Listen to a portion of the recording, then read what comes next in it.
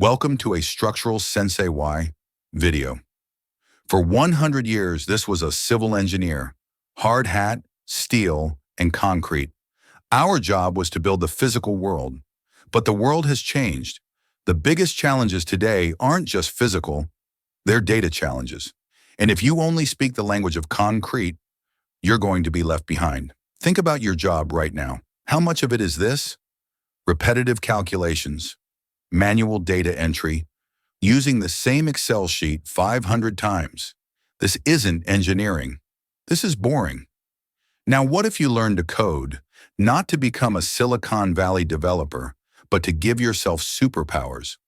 Superpower 1, you automate the boring stuff. That 100-hour-a-week task of analyzing lab data, you write a 10-line Python script. Now it takes 5 seconds. You just saved your company a week of work. You are now a hero.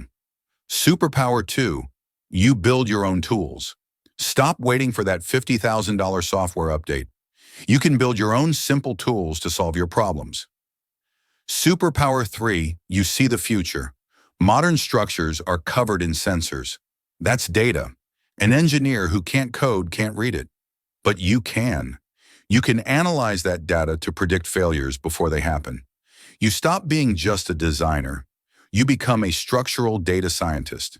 I'm a civil engineer, not a coding expert. I'm still learning. But basic Python and HTML have changed everything for me. It's not about switching careers, it's about adding a superpower to the one you already have.